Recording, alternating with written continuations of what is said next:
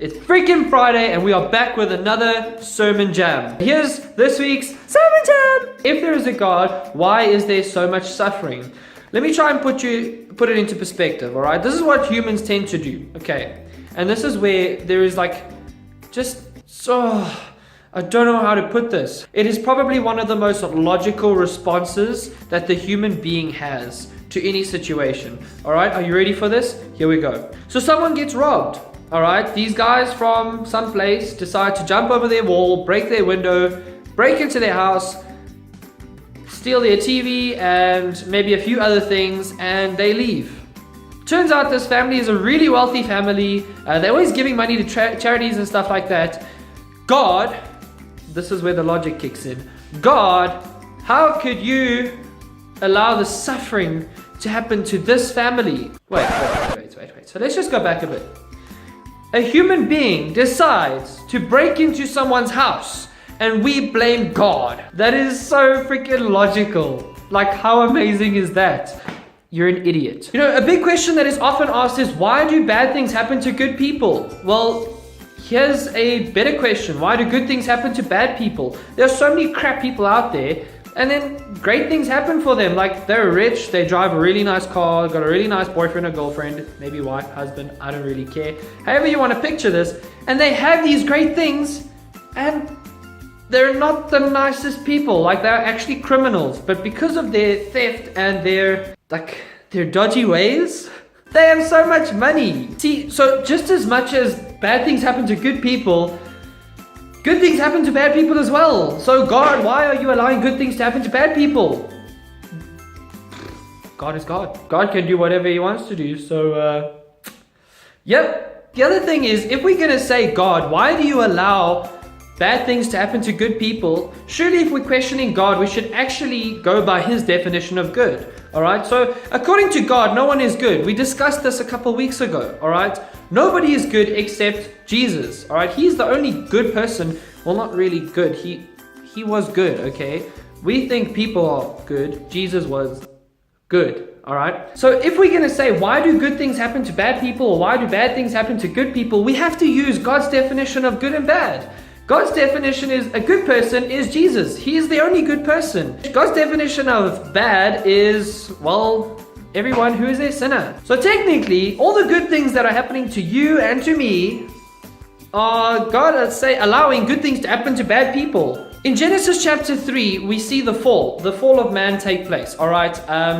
Eve disobeys God and Adam is an idiot. He's standing right there. This dude, someone needs to give this man a smack when they see him one day, because, dude, your wife is talking to a snake and you don't ask questions. Like, women are confusing, but not that confusing, okay? Okay. Genesis chapter 3, we see the fall of man, all right?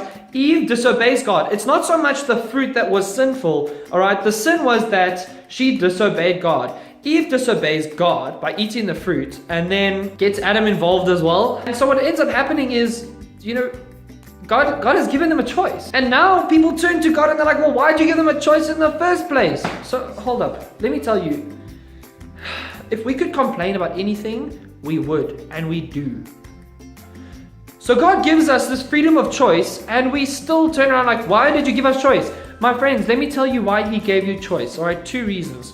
The first reason is he wants you to choose to love him, and he wants you to choose to obey him, not to do it because you've been programmed to do it. All right? Think about it. If you had kids, would you want your kids to be programmed to love you? I mean, if the doctor gave you that option where he can pump some sort of a hormone or chemical into your child 2 weeks before they're born that will program them to love you and obey you, would you do it? I wouldn't. Maybe you would. That's your deal. But I know I wouldn't want to do that. I wouldn't want to do that because I want my child to choose to love me. And that's why God gave us choice. He wants us to choose to love him. He wants us to choose to obey him. That is why we have freedom of choice. The second reason is this. We came to the decision and we agreed at youth last week that God has freedom of choice. Why does God have freedom of choice? Well, it's in his nature.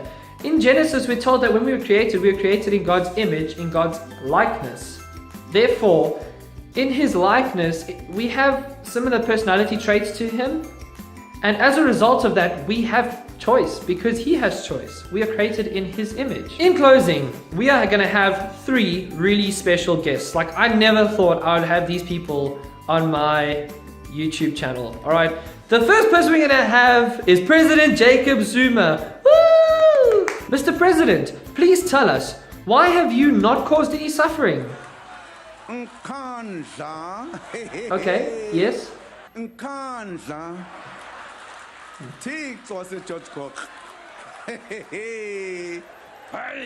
Yeah, I see, this is really funny. Yeah, hilarious.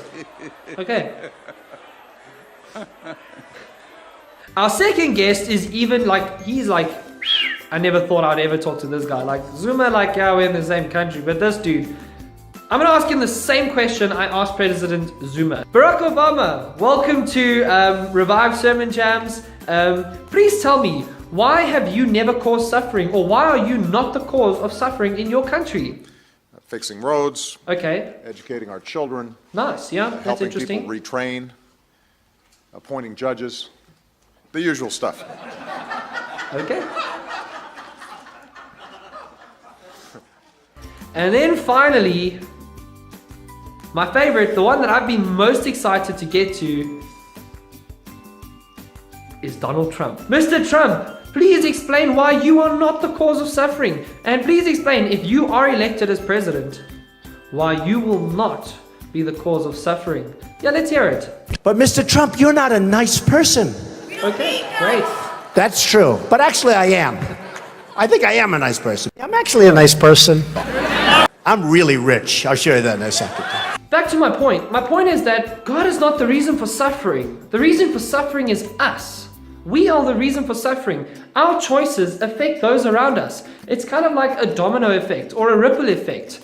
My decision doesn't just affect me. It affects people around me, and sometimes it can go so far as to affect those people and to affect the people around them, and even further, and it kind of just ripples out, especially our political leaders, all right? Their decisions ripple out, not just to affect them, but they affect the people around them, and as a result, it affects the whole country. We need to stop blaming God for the suffering that is happening. It is not his fault. It is us. We choose to do it. And in closing, I want to finish with a story that was shared with us in a message a couple years ago. G.K. Chesterton was a author, poet, writer guy from like the 1950s, 60s, 70s. And the New York Times actually put out a question, and I don't know if it was rhetorical or not, but this man answered anyway, all right? They put out the question of, what is wrong with the world?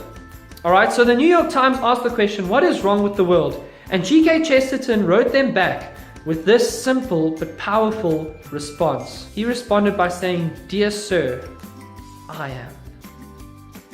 am what is wrong with this world. We are what is wrong with this world." And just to remind us all, Jesus suffered as well. We think that, well, good people are suffering. Jesus was the only good person and he suffered. God, why do good people suffer? That one good person suffered for you. Guys, have an awesome week, and I will see you next week. Even though it's a long weekend, I will see you next week. We are having youth.